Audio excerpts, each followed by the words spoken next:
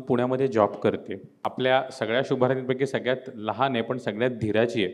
कारण ती एका वेळेस 2-2 आजारांचा सामना करते आहे. तिला ज्युव्हेनाइल डायबिटीज हा अगदी म्हणजे याच्यामध्ये अगदी लहानपणापासून इन्सुलिन घ्यावं लागतं, असा एक आजार आहे. तो अत्यंत चिकट आजार आहे. आणि दुसरा ऑब्सेसिव्ह कंपल्सिव्ह डिसऑर्डर म्हणजे OCD हाही तितकाच चिकट आजार आहे. जेव्हा तुला स्वतःच्या वागण्यात बदल जाणवायला लागले, की काहीतरी गडबड होतीये, तेव्हा तुला असं वाटलं होतं का गं, की हा एक प्रकारचा मानसिक आजार असू शकेल? कधीच वाटलं नाही मला. म्हणजे मला वाटत होतं की मी कुठेतरी चुकते, मी ओव्हर थिंक करते किंवा मग माझ्या डायबिटीसचे फ्लक्च्युएशन होत आहेत त्यामुळे मला होतं आहे किंवा मग माझं बिहेवियर बघून घरच्यांना वाटायचं की मी सारखी पडलेली असते किंवा आयसोलेशनमध्ये असते. सो स्पीड कमी असतो प्रत्येक गोष्टीचा, सगळ्या ठिकाणी लेट किंवा मग ॲक्टिव्हिटीज कमी, असं खूप साऱ्या गोष्टी. सो मग ह्या सर्व गोष्टींमुळे मग कधी वाटलंच नाही की म्हणजे मीच चुकते किंवा हे सर्व माझ्यामुळेच होतं आहे, असं ते सिद्ध होत होतं त्यातून. पण मग काही कालांतराने मग मी HbA1c पण मेंटेन केला. त्यानंतर माझ्या भावाच्या बोलण्यातून मला वाटले, जसं की ते क्लिनिंग करणे किंवा मग रिपिटेशन ह्या सगळ्या सिम्पटम्सवरून, की तुला OCD बोलून. मग तो चिडवायचा मला ॲक्च्युली, या गोष्टीला गमतीने घेतलं. पण मला वाटलं की हे सर्व म्हणजे ह्या गोष्टीमुळे माझं ग्रॅज्युएशन पण इनकम्प्लीट राहिलं, बिकॉज मी सेकंड इयरपर्यंत चांगलं काम केलं कॉलेजला वगैरे. नंतर मग ह्या गोष्टीमुळे माझे सबमिशन होत नव्हते, काय होत नव्हतं, काहीच काम होत नव्हतं. एकीकडे शुगरमुळे खूप प्रॉब्लेम पण झाला. मग मला इन्सुलिन पंपवर शिफ्ट केलं गेलं. मग मी 7 वर्ष इन्सुलिन पंप पण लावला. सो मग त्यात मला मॅनेज करायला खूप वेळ लागला. मग मला वाटायचं की इन्सुलिन पंप ऑपरेट करताना मग ते सारखं पॅच नीट लागला आहे का, शुगर बरोबर आहे का, ते त्यातून ब्लिडिंग तर नाही होते ना. मग पुन्हा रिचेक करणं, म्हणजे 15 मिनटाचं काम मी पाऊण तास करायचे. बिकॉज त्याच्यात मला एक काळजी होती आणि एक अँझायटीसुद्धा होती.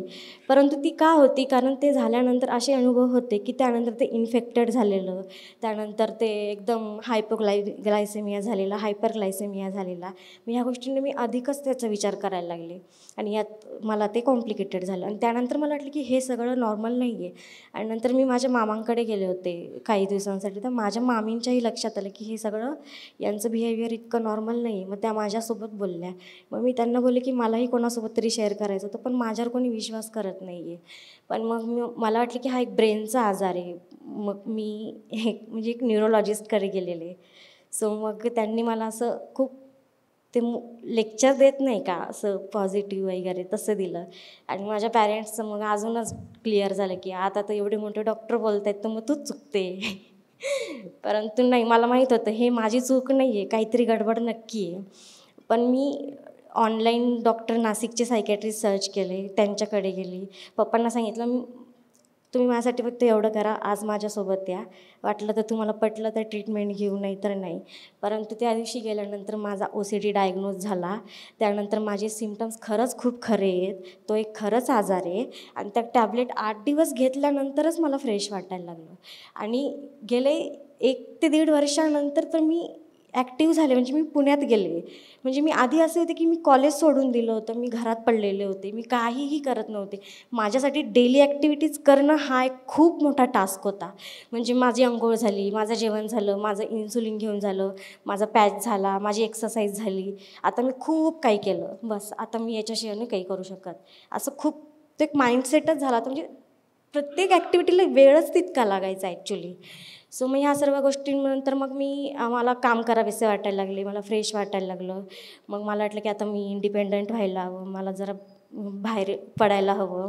सो मी कन्व्हिन्स केलं, मग मी बाहेर पडले. मग मला बरंच गोष्टींचा तिथेही खूप फेस करावं लागलं. पण त्या दरम्यान म्हणजे बाहेरही मला असे अनुभव आले की कॉलेजमध्ये वगैरे सर्वांपेक्षा स्पीड कमी होता किंवा मग काही बिहेवियरमधून काही गोष्टी त्यांना जाणवायच्या. कधी माझी चिडचिड पण व्हायची. असं थोडं अंडर इस्टिमेट करणं किंवा असं थोडं डायबिटिकचा ॲक्च्युली इन्सुलिन पंप दिसायचा सर्वांना.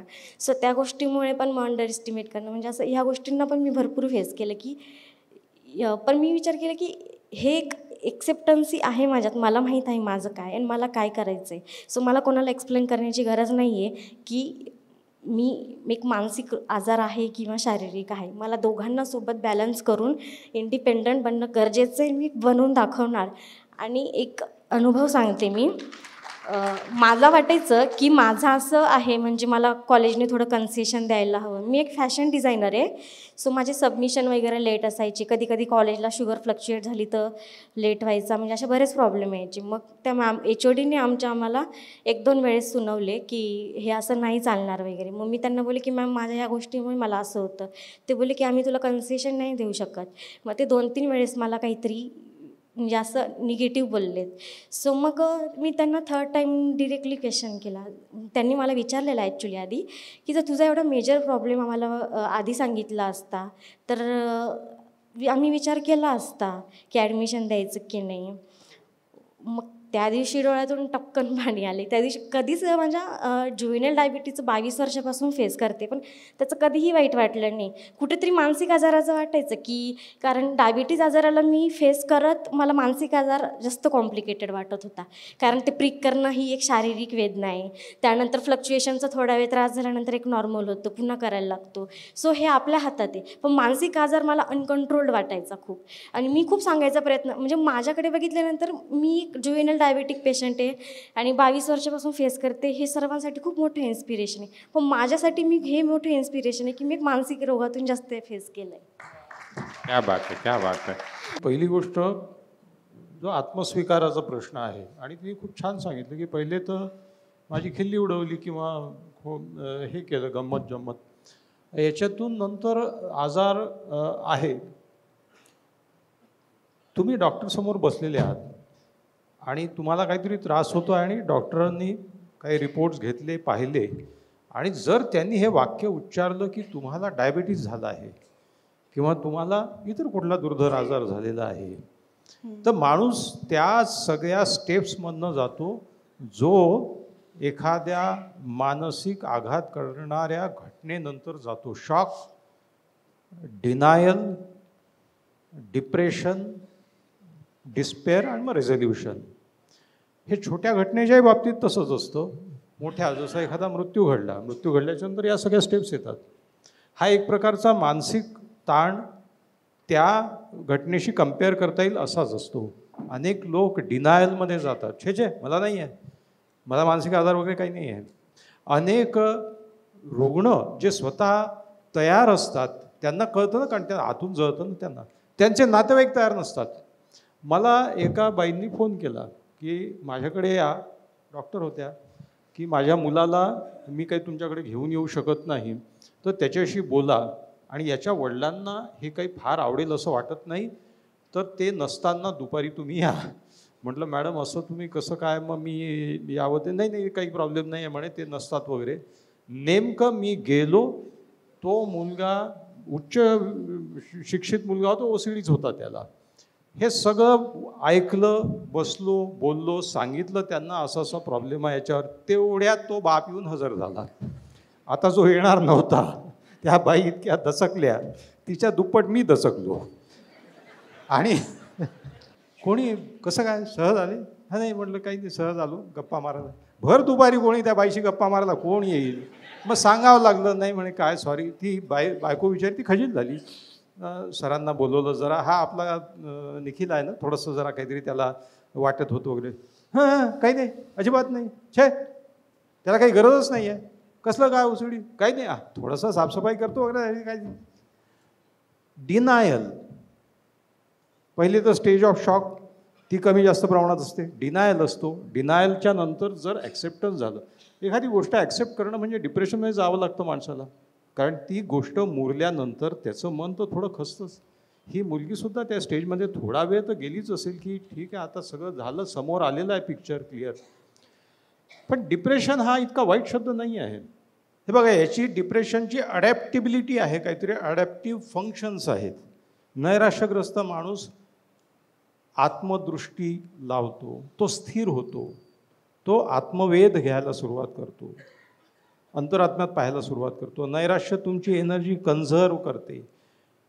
जसं अति आनंदी माणूस बहिर्मुख होतो, तसा दुःखामध्ये माणूस अंतर्मुखही होतो. आणि हे नैराश्य त्याला स्टॅबिलाईज करतं आणि त्याला काय म्हणतात, त्याला इन्साईट देतो.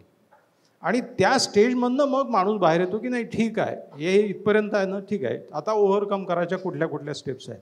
त्याच्यामुळे मला असं वाटतं की स्वीकृती जी आहे किंवा आता हे असं डायग्नोसिस कळल्याच्या नंतर सगळ्यात त्या स्टेजमधनं माणूस जातो.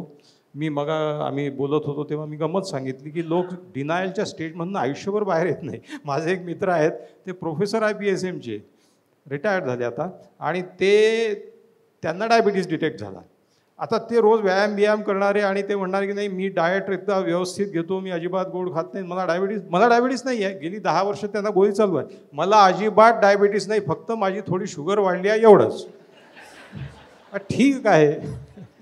म्हणजे हा माणूस श्वास घेत नाही आहे, तो अजिबात मेला नाही आहे, फक्त श्वास घेत नाही एवढंच आहे, असंच म्हणण्यासारखं आहे. त्यांची ते डिनायल स्टेजमधनं बाहेर आणण्याचा कोणी प्रयत्न करत. तुम्हाला नाही म्हणायचं आहे ना, तो शब्द उच्चारू नका, पण उपचार व्यवस्थित घ्या. ह्या सगळ्या स्टेजेसमधनं कधी गोळ्या बंद करायचा विचार आला का? तू कधी गोळ्या बंद केल्या होत्यास का? हो, मी 2 टाईम बंद केल्या होत्या गोळ्या. एकदा म्हणजे मिस झाल्यात. मला असं वाटलं की आता मला चांगली झाली, आता मला काही गरज नाही गोळ्यांची, मग मी लाईटली घेतले त्या गोष्टीला. सो मग त्यानंतर मला त्याचे साईड इफेक्ट दिसायला लागले. मी कंटिन्यू रडत असायचे, कंटिन्यू. तेव्हा मी पुण्यात बॅचलर म्हणून राहत असे, कंटिन्यू रडणं, कॉलेजला न जाणं, काही काम न करणं, डिप्रेस्ड. मग जेव्हा मी नंतर सरांकडे गेले त्यावेळी मग बोलले की टॅबलेट्स वगैरे बंद केल्या होत्या का वगैरे सर्व. मग म्हणे की असं पुन्हा करायचं नाही, जे ते माहीत नव्हतं ॲक्च्युली. पण मग ते झाल्यानंतर मग मी पुन्हा ती चूक कधी नाही केली. परंतु सेकंड टाईम मी ते स्वतःहून केलं, बिकॉज मला असं वाटलं की 4 ते 5 वर्षापासून आपण ही ट्रीटमेंट घेतो आहे.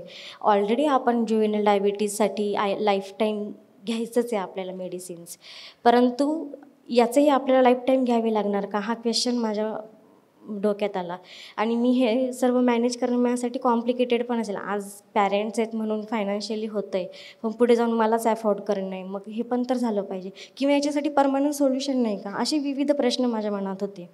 सो हा विचार करून मी ट्रीटमेंट बंद केली. आणि मग आनंद नाडकर्णी सरांसोबत भेट व्हायला मला 4 महिन्यांचा लेट झाला. म्हणजे तेवढे 4 महिन्यात माझी कंडिशन इतकी बिकट झाली की मी मेजर डिप्रेशन, OCD सगळं म्हणजे काय होत होतं ना, एकदम भयंकर. म्हणजे मी काहीही मारून फेकेल, कोणाला मारेल, म्हणजे ती कंडिशन खूप भयंकर होती. आणि त्यानंतर मग मी आनंद नाडकर्णी सरांकडे गेले.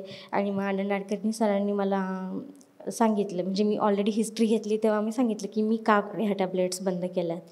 सो मग मी माझं हे कारण सांगितल्यानंतर त्यांनी मला त्या दिवशी खूप सुंदर सांगितलं. म्हणे की जसं 2 वृक्ष आहेत ओले, जे वेगवेगळे आहेत, एक तसंच हा शारीरिक आजार आणि मानसिक आजार आहे, पण हा एकमेकांशी कनेक्टेड आहे. जसं तुम्ही ज्युवेनल डायबिटीजला स्वीकारलं आहे आयुष्यभरासाठी, त्यामुळे त्याचा तुम्हाला इतका त्रास होत नाही आहे. परंतु जर तुम्ही मानसिक आजाराचा हा स्वीकार केला तर त्याचाही त्रास अधिकच कमी होईल. आणि तुम्ही ह्या गोष्टीची एक्सेप्टन्सी जेवढी लवकर स्वीकाराल की हे आपल्याला याची काळमर्यादा नाही आहे की तुम्हाला किती टाईमपर्यंत मेडिसिन घ्यावे लागणार आहेत. आणि त्या डायबेटिकमुळे हे फ्लक्च्युएशनमुळे हा त्रास थोडा जास्तच असणार आहे. सो मग त्या दिवशी माझा स्वतःचं जे डाऊट्स होते ते क्लिअर झाले. आणि त्या दिवशी माझ्या फॅमिलीने मानसिक आजार आहे हे एकदम मनापासून एक्सेप्ट केलं. आणि तेव्हापासून मग मला खूप म्हणजे फॅमिली सराउंडिंग पण खूप पॉझिटिव्ह आणि खूप छान झालं. आणि त्यानंतर माझा डाऊट क्लिअर झाल्यानंतर माझ्या मनात असा कधी प्रश्नही आला नाही की आता मला हे बंद करायचं. मला फक्त एवढं वाटतं की मी टॅबलेट घेऊन छान आहे, मी आजचा दिवस छान जगते, एन्जॉय करते, मी इंडिपेंडंट आहे, दॅट्स इट. मला अजून नको काही. थोडी आठवण सांगतो त्या दिवसाची. कारण त्या दिवशी जेव्हा तू आलीस आणि आईबाबा आले, तो दिवस मला अगदी आठवतो. 1.5-2 वर्ष झाली तरी. काय झालं होतं, हा जो कनेक्ट होता ना, मी तिला जे 2 झाडं आणि त्यांची मुळं कशी समान असतात तसे शरीर मन असतात, एक शारीरिक आजार एक मानसिक आजार, असं आम्ही पहिल्या दिवशी त्या डिस्कस केलं. तर तो जो काही आमचा संवाद होता, तो संवाद जितका हिच्यासाठी होता शुभार्थीसाठी, तितकाच तो शुभंकरांसाठी होता. कारण ॲक्सेप्टन्स हा आपल्याकडे आपल्या समाजात शुभार्थी आणि शुभंकर ह्यांचं एकत्र होणं ही गोष्ट खूप गरजेची असते. त्यामुळे तो विश्वास दोन्ही बाजूने येणं ही गोष्ट खूप गरजेची होती. आणि सुदैवानं म्हणजे योग असा होता तो की मी अनेक वर्ष टाईप 1 डायबिटीसच्या मुलांसोबत काम करतो. त्यामुळे जवळजवळ 40 वर्ष. त्यामुळे मला टाईप 1 डायबिटीसच्या मुलांची दुःख काय असतात ही मी खूपच जवळून पाहिली आहेत. माझे एक मेंटर डॉक्टर विजय आजगावकर, त्यांच्यासोबत मी हे काम करायला सुरुवात केली जेव्हा मी सायकेट्री जस्ट जॉईन केली होती. त्यामुळं मला एका बाजूने तिचा शारीरिक आजार समजून घ्यायला सुद्धा खूप मदत झाली. OCD हा मानसिक आजार होता, पण डायबिटीसचे या टाईप 1च्या मुलांचे काय काय प्रश्न असतात आणि ते वेगवेगळ्या वयोगटात कसे असतात, टीनेजमध्ये काय असतात, यूथमध्ये काय असतात, यंग ॲडल्ट्समध्ये काय असतात, हे मला माहिती असल्यामुळे आमच्या दोघांचं नातं हे जमण्यासाठी त्याचा खूप फायदा झाला. आणि तो ब्रिज लक्षात येणं की हा एक आहे पण तो दोन्ही जोडलेले आहे, हे लक्षात आल्यावरती कोपिंग तिचं खूप छान झालं. जसं मुलमुले सर म्हणाले की आपला हा डिनायलपासून ॲक्सेप्टन्सचा प्रवास असतो आणि त्या प्रवासात सगळ्यात पहिला प्रश्न अगदी सर्वसामान्यांच्या मनात येणारा हा की या गोळ्यांची सवय लागेल का. अशा काही गोळ्या आहेत का की ज्यांचं व्यसन जडतं, असं आपण विचारलं तर मला वाटतं जास्त योग्य ठरेल. याचं कारण असं की व्यसन म्हणल्यानंतर त्यात काय येतं, त्याच्यामध्ये त्या पदार्थाची ओढ असते. म्हणजे उदाहरणार्थ दारूची ओढ असते आणि त्याच्यामुळे काय वाटेल ते झालं तरी ती मला हवीच आहे वस्तू असं आपल्याला वाटत राहतं. जर नाही घेतली तर त्रास होतो आणि मग तो त्रास टाळावा ह्याच्यासाठी तरी आपल्याला ती गोष्ट हवीच असं वाटायला लागतं आणि मग येणं केनं प्रकारेणं काहीतरी मार्गाने आपल्याला ती मिळवायची असं वाटतं आणि मग आपण म्हणतो त्या गोष्टीचं व्यसन लागलं. तसं व्यसन लागतं का हो आमच्या गोळ्यांनी, तर मी म्हणेन की एक कॅटेगरी नक्की अशी आहे की ज्याचं व्यसन लागू शकतं. बेन्झोडायझेपिन्स म्हणजे ज्या खरोखरीच ज्याला झोपेच्या गोळ्या असं सर्वसामान्यपणे मानलं जातं अशा गोळ्या, आणि ज्यांचा चिंता कमी करण्यासाठी, भीती कमी करण्यासाठी सुद्धा अत्यंत उत्तम उपयोग केला जातो आणि होतोही. दुर्दैवाने असं आहे की कुठल्याही छोट्या मोठ्या गोष्टीला आणि कुठल्याही प्रकारचे डॉक्टर म्हणजे जे मनोविकार तज्ज्ञ नाहीत असे सुद्धा सढळ हस्तानी या गोळ्या देत असतात आणि इतक्या सढळ हाताने त्या गोळ्या दिल्या गेल्यामुळे त्याचं हळूहळू प्रमाण म्हणजे त्याची आवश्यकता अधिकाधिक वाटायला लागते रुग्णाला आणि त्याच्यातनं त्याची सवय आणि मग हळूहळू व्यसन असं त्याचं जडायला लागतं. त्यामुळे ह्या गोळ्या लिहिताना विशेषतः काही बंधनं पाळावी लागतात. म्हणजे उदाहरणार्थ अगदी कमीत कमी डोस द्यायचा, एक 3 ते 4 आठवडे कमीत कमी कालावधीसाठी त्या गोळ्या द्याव्यात, अशी पथ्य पाळावी लागतात आणि गरज असेल तरच दिल्या पाहिजेत. जर त्या गोळ्या न देता चालणार असेल तर फारच उत्तम. ही काही त्या गोळ्यांच्या संदर्भातली पथ्य आपल्याला पाळावी लागतात. पण म्हणून बाकीच्या सगळ्याच गोळ्यांची सवय लागते का किंवा व्यसन लागते का, तर खरं त्याचं उत्तर आपल्याला आपल्या चर्चेतनं मिळालेलं आहे.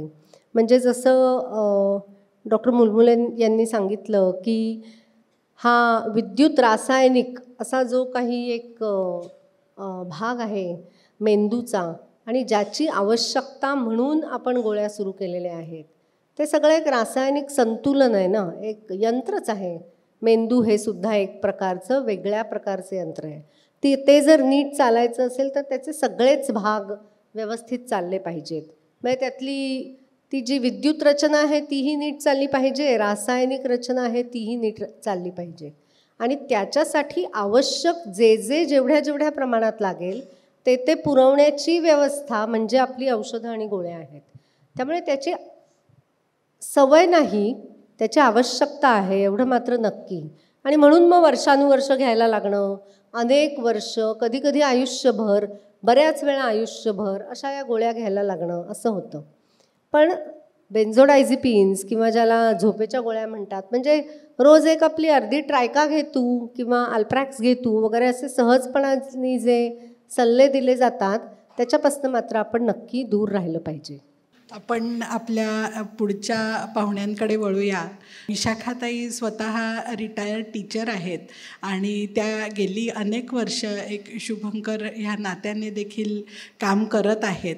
ज्या वेळेला तुमच्या शुभार्थीचं निदान झालं की त्याला आजाराची जडण झालेली आहे आणि पुढे ट्रीटमेंटची गरज लागणार आहे, गोळ्या औषधं लागणार आहेत, तर त्यावेळेला तुमची मानसिकता काय होती आणि घरच्यांची ट्रीटमेंटविषयी, गोळ्या औषधं चालू करण्याविषयीची काय मानसिकता होती? त्यावेळी अर्थातच ते मान्य करायला थोडंसं कठीण जातं आपल्याला, कारण आपल्या मनाची ती तयारीच नसते. आणि दुसरी गोष्ट की चिंता वाढते, मग काळजी वाटते की ह्या शुभार्थीला नक्की आता आपण काय करायचं आहे.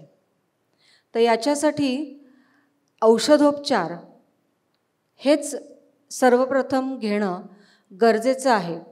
मग लोक कधी कधी हसतात, काय त्याच्यात एवढं जायचं, एवढंच असं तर आहे. पण त्याला बळी न पडता जो खरं तर औषधोपचारासाठी पुढे येतो, मग तो शुभार्थी असेल किंवा शुभंकर असेल माझ्यासारखा, तर त्यांचं खरं तर आपण अभिनंदनच करायला पाहिजे, कारण तो सुज्ञ विचार असतो. डॉक्टरकडे जाणं, औषध घ्यायचं आहे, हा सुज्ञ विचारच पहिले आपल्या मनामध्ये तयार झाला पाहिजे. आणि मग त्यानंतर डॉक्टर जी आपल्याला काळजी घेणं किंवा त्या आजाराबद्दलची जी काही माहिती देतात, त्यामुळे माझ्या मनातली जी संदिग्धता आहे किंवा जे काही मनामध्ये आपला डायलेमा होतो की खरंच असं आहे का, की ती तसं बोलते किंवा हा असं बोलतो म्हणून तर ह्याला नाही आहे ना, हे संपूर्णपणे नष्ट होतं तिथे. आणि म्हणून मानसोपचार तज्ज्ञाकडेच जाणं हा सगळ्यात उत्तम असा मार्ग आहे असं मला वाटतं. बऱ्याच वेळा खूप लवकर म्हणजे अगदी यंग मुलं आपल्याकडे आणली जातात, मुली आपल्याकडे आणली जातात आणि त्यांना आपल्याला आजाराची लक्षणं जाणवायला लागली असतात. आपण त्या कधी कधी प्रोड्रोम असं म्हणतो. तर लवकर ट्रीटमेंट चालू करणे किंवा लहान मुलांना ट्रीटमेंट चालू करणं, त्याबद्दल तुम्ही काय सांगाल? आपण 2 भाग करू याचे असं मला वाटतं. एकतर काही आजार हे लहान मुलांमध्येच होतात, म्हणजे तिथूनच त्यांच्या आजारांची सुरुवात होते. उदाहरणार्थ अतिचंचलता असा जो आजार असेल तो. आणि दुसरे आजार जे आहेत ते असे आहेत की ज्यांची सुरुवात अगदी लवकर होते, अगदी असं धरून आपण चालू पौगंडावस्थेमध्ये विशेषतः आपल्याला ते दिसून येतात, किंवा कधीकधी अतिचंचलतेसारखा आजार जो पुढपर्यंत चालू राहतो. असे 2 आपण ह्याचे थोडेसे विभाग केले तर लक्षात येईल की अगदी लहानपणीसुद्धा ट्रीटमेंट सुरू करावी लागते. बऱ्याच वेळेला औषधं सुरू करावी लागतात. विशेषतः अतिचंचलतेच्या बाबतीत अनेक पालकांना खूप काळजी वाटते, भीती वाटते. आपल्या अगदी 6 वर्षाच्या 7 वर्षाच्या मुलाला गोळ्या कशा द्यायच्या, मग त्या गोळ्यांचे साईड इफेक्ट आहेत, अरे बापरे त्याचा भुकेवरती परिणाम होईल, झोपेवरती परिणाम होईल, मग वाढीवरती परिणाम होईल, मग कसं होईल, अशा विविध शंका असतात. आणि नको मग आम्ही दुसरं कुठलं तरी औषध करतो किंवा मग ह्याच्या व्यतिरिक्त काही नाही का उपाय, अशीच मुळात एक शंका आणि प्रश्न मनामध्ये पालकांच्या असतो. पण उत्तम उपाय जर काही करायचा असेल तर तो औषधोपचारांनीच सुरू करावा लागतो ह्या सगळ्या गोष्टींमध्ये. म्हणजे अगदी लहानपणी अतिचंचलतेसारखा जो आजार होतो त्याच्यासाठी सुद्धा, आणि अगदी 14व्या 15व्या वर्षी दिसून येणारा स्किझोफ्रेनियासारखा आजार असेल, किंवा अगदी लवकर बायपोलर डिसऑर्डरसुद्धा कधीकधी सुरू होते असा आजार असेल, अशा प्रकारच्या आजारांनासुद्धा अगदी सुरुवातीपासनं रेग्युलर असं जर औषधोपचार केले तर आपल्याला असे बरेच शुभार्थी मिळतात की जे आपलं आयुष्य यशस्वीपणे जगतायत. आणि एवढंच नव्हे तर त्या आजाराचा अत्यंत उत्तमपणे स्वीकार करून, त्या औषधांचा स्वीकार करून त्यांच्या सकट आपलं आयुष्य जगतायत. आणि असं जर घडायचं असेल तर मात्र आपल्याला लवकरात लवकर निदान करणं, मग ते 14व्या वर्षी, 13व्या वर्षी, 12व्या वर्षी किंवा अगदी 16-17व्या वर्षी, आणि तेवढ्याच नीटपणाने योग्य पद्धतीने उपचार सुरू करणं. हळूहळू असं होतं की फक्त औषधोपचारच आहेत का अशी चर्चा केली जाते. आणि मग हे जे निर्णय घेणं आहे, मानसोपचार सायमल्टेनियसली करणं आहे, गोळ्यांच्या बरोबरीने इतर गोष्टींचा विचार त्या आपल्या शुभार्थीच्या आयुष्याचा करणं आहे. ही सगळी एकत्रितपणे चालणारी प्रोसेस असते. त्यामुळे लवकरात लवकर निदान करणं आणि लवकरात लवकर उपाय करणं हे आवश्यक राहतं. औषधं देणंही आवश्यक राहतं आणि त्याचं काही ना काही मॉनिटरिंग करणं हेही आवश्यक राहतं असं मला वाटतं. बऱ्याच वेळेला असंही होतं की सर म्हणाले त्याप्रमाणे शुभार्थीला ही जाणीव नसते की आपण आजारी आहोत, त्याच्यामुळे डॉक्टरांकडे जाणं, गोळ्या औषधं घेणं ह्याचं महत्त्व ते समजू शकत नाहीत. मग अशा वेळेला एक केअर गिव्हर किंवा शुभंकर म्हणून तुमची भूमिका कशी असते? आणि दुसरं मला असंही विचारायचं आहे की अशा प्रसंगांमध्ये तुम्ही तुमची मानसिकता कशी सांभाळता, कारण हेही तेवढंच महत्त्वाचं आहे. सुरुवातीला माझाही खूप उद्रेक होत असे भावनांचा. मग जो समोर दिसेल त्याच्यावरती राग काढायचा. पण जसं जसं मी शुभार्थी बरोबर डॉक्टरांकडे गेले त्यावेळेस त्यांनी जे समजावून सांगितलं, आजाराचं स्वरूप म्हणा किंवा त्या शुभार्थीची काळजी घेता घेता आपण स्वतःला पण कसं हेल्दी ठेवायचं आहे, तर ते फार महत्त्वाचं आहे. मग तुम्ही तुमच्या आवडीच्या छंदांमध्ये तुम्हाला गुंतवा. भले शुभार्थी कधी कधी करू देत नाहीत ते आपल्याला, कारण त्यांची ती मनस्थितीच नसते. म्हणून ती व्यक्ती चूक नाही आहे, कारण ते कोणत्या परिस्थितीतून जात आहेत ह्या परिस्थितीत आपल्याला जाता येत नाही आणि म्हणून ते समजून घेणं फार फार कठीण होतं. आणि अशा वेळेला शांत राहणं हेच मला डॉक्टरांनी शिकवलेलं आहे. तिच्या भावना किंवा तिचं जे प्रकटीकरण आहे ते थांबवण्याची गरज नाही आहे. तुला बोलून होऊ दे, त्याचा निचरा होऊ देत. निचरा हा शब्दच खरं तर सर्वात जास्त महत्त्वाचा आहे. की आपण जसं दुःख झालं की रडतो, अश्रू गाळतो, तर कधी कधी आपल्याला लोक सांगतात ना, एवढं रडू नको, तुझ्या छातीवर प्रेशर येईल. अरे पण जर रडलं नाही तरी पण छातीवर प्रेशर येणार आहे ना, तर ते मोकळं होऊ दे. तर ते मोकळं होणं ही सुद्धा शुभार्थीला अत्यंत आवश्यक गोष्ट आहे. आणि तो मोकळेपणा होतो आहे त्या शुभार्थीचा हे समजून घेणं माझ्यासारख्या शुभंकरला अत्यंत गरजेचं आहे. शुभार्थींच्या बरोबरीने खंबीरपणे उभा असणारा शुभंकर जेव्हा असतो तेव्हा तर खरं आपला प्रवास खूपच सोपा होतो. आत्ता आपण जे शुभार्थी आणि शुभंकर हे दोन शब्द वापरतोय, त्या शब्दांचा जन्म हा देवराई हा चित्रपट आपण जेव्हा स्किझोफ्रेनियावरती तयार करत होतो त्यावेळी झाला. आपण मनोरुग्ण असं म्हणण्यापेक्षा शुभार्थी का म्हणू नये?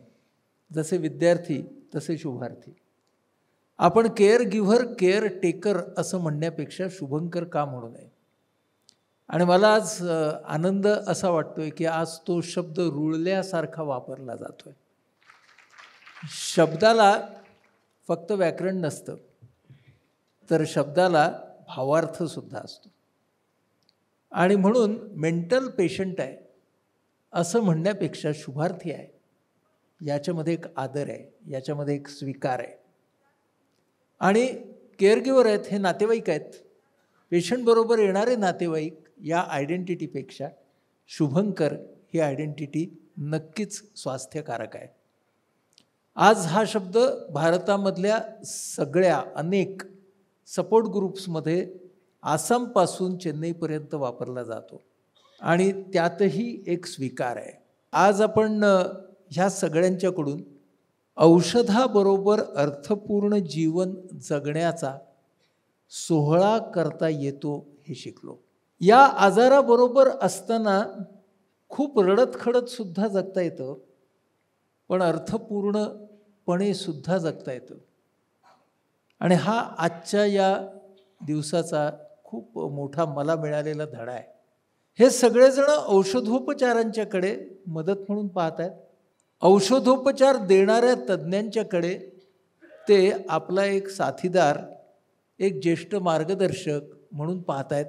आम्ही त्यांना समजून घेणं, त्यांनी आम्हाला समजून घेणं, आणि ह्या सगळ्याच्यामध्ये औषधांचा आणि विज्ञानाचा एक महत्त्वाचा रोल आहे, एक भूमिका आहे.